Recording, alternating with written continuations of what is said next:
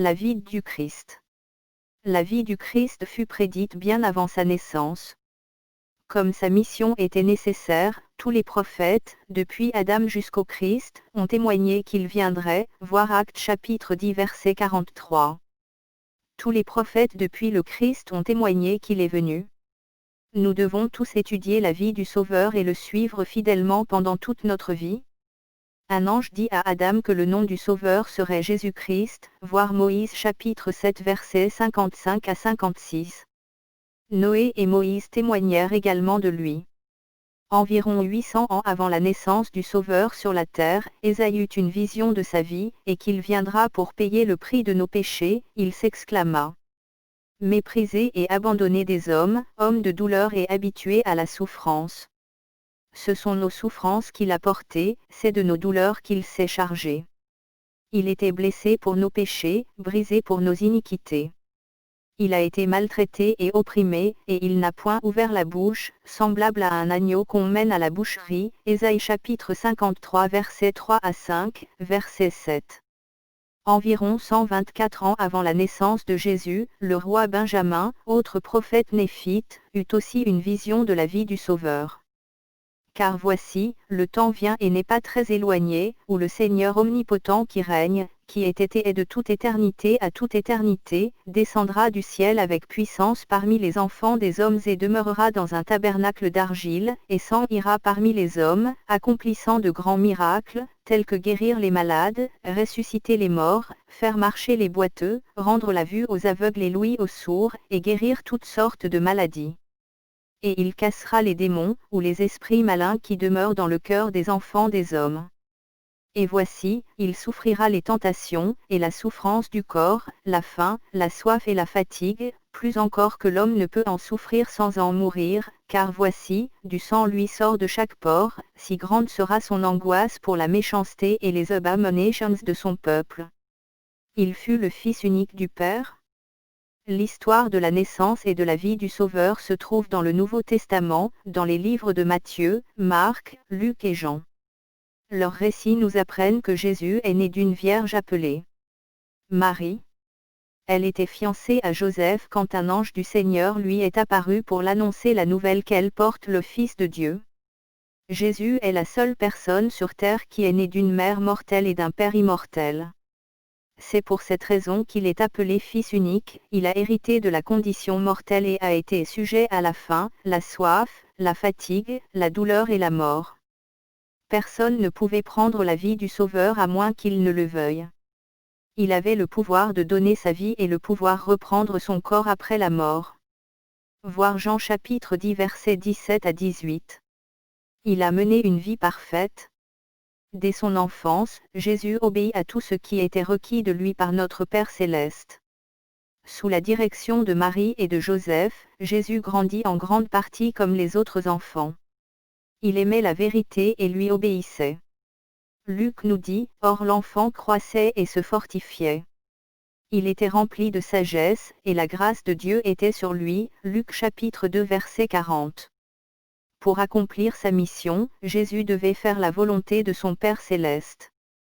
Il déclara, « Je ne fais rien de moi-même, mais je parle selon ce que le Père m'a enseigné.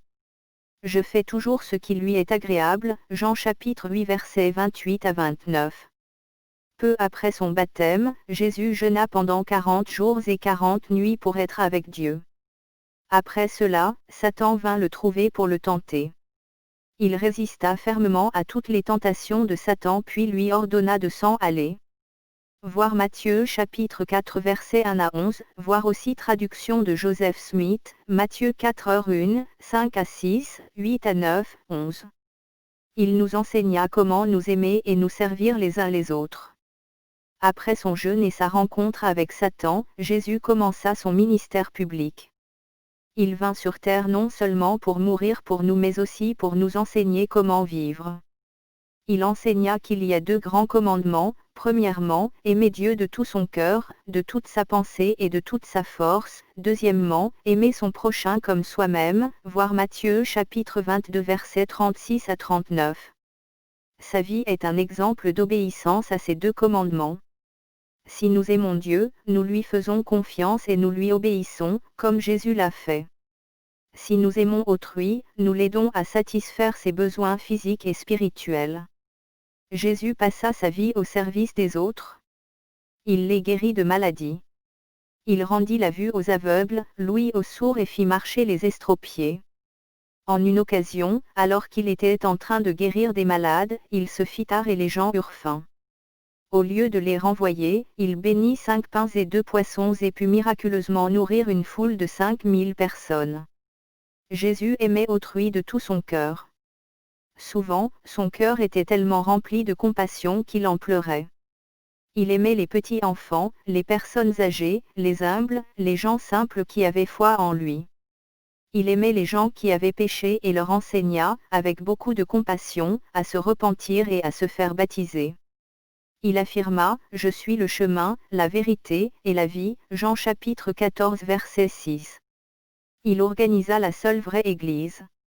Jésus voulait que son évangile soit enseigné aux gens de toute la terre. Il choisit donc 12 apôtres pour rendre témoignage de lui. Ils furent les premiers dirigeants de son Église. Ils reçurent l'autorité d'agir en son nom et de faire les œuvres qu'il l'avait vu faire. Les hommes à qui ils transmirent cette autorité purent aussi enseigner, baptiser et accomplir d'autres ordonnances en son nom. Après sa mort, ils continuèrent de faire son œuvre jusqu'à ce que les gens fussent devenus tellement méchants qu'ils tuèrent les apôtres. Il nous racheta de nos péchés et nous sauva de la mort. Vers la fin de son ministère dans la condition mortelle, Jésus se prépara à faire le sacrifice suprême pour tous les péchés de l'humanité. Il fut condamné à mourir parce qu'il avait témoigné au monde qu'il venait du Père. Dans une révélation moderne, le Sauveur a décrit la profondeur de sa souffrance. « Ces souffrances m'ont fait trembler de douleur, m'ont fait saigner de chaque pore et m'ont fait souffrir de corps et d'esprit. » Il a souffert, selon la chair, prenant sur lui nos souffrances, nos maladies, nos infirmités et nos péchés. Aucun mortel ne peut comprendre exactement le poids de ce fardeau. Personne d'autre n'aurait pu supporter une telle souffrance de corps et d'esprit. Il est descendu au-dessous de tout, afin d'être en tout et à travers tout, la lumière de la vérité. Mais ses souffrances n'étaient pas encore terminées. Le lendemain, Jésus fut battu, humilié et l'on cracha sur lui. On l'obligea à porter sa croix puis il fut élevé et cloué sur elle. Il fut torturé de l'une des manières les plus cruelles que les hommes aient jamais imaginées. Après avoir souffert sur la croix, il cria, « Père, pourquoi m'as-tu abandonné ?» Marc chapitre 15 verset 34. Au paroxysme de la souffrance de Jésus, le Père s'était retiré de lui afin qu'il puisse finir de subir le châtiment des péchés de tout le genre humain et triompher complètement des forces du péché et de la mort. Avant de mourir, il s'exclama d'une voix forte, « Tout est accompli » Jean chapitre 19 verset 30. Père, je remets mon esprit entre tes mains Luc chapitre 23 verset 46. Il baissa la tête et rendit l'esprit volontairement. Le Sauveur était mort. Il y eut un violent tremblement de terre. Des amis déposèrent le corps du Sauveur dans un tombeau où il resta jusqu'au 3e jour. Pendant ce temps, son esprit alla organiser l'œuvre missionnaire auprès des autres esprits qui avaient besoin de recevoir son évangile, voir 1 Pierre chapitre 3 versets 18 à 20. Le 3e jour, un dimanche, il reprit son corps. Il fut le premier à vaincre la mort. La prophétie selon laquelle il devait ressusciter des morts était accomplie, Jean chapitre 20 verset 9. Son sacrifice montre son amour pour son Père et pour nous. Jésus enseigna, il n'y a pas de plus grand amour que de donner sa vie pour ses amis. Vous êtes mes amis, si vous faites ce que je vous commande, Jean chapitre 15 versets 13 à 14. Il endura volontairement et humblement le chagrin de Gethsémane et les souffrances de la croix afin que nous puissions recevoir toutes les bénédictions du plan du salut. Pour les recevoir, nous devons aller à lui, nous repentir de nos péchés et l'aimer de tout notre cœur.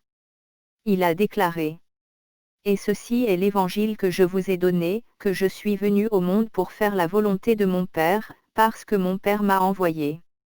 Et mon Père m'a envoyé pour que je sois élevé sur la croix, et qu'après avoir été élevé sur la croix, j'attire tous les hommes à moi pour qu'ils soient jugés selon leurs œuvres. Car les œuvres que vous m'avez vu faire, vous les ferez aussi, en vérité, je vous le dis, tel que je suis, tel que vous serez.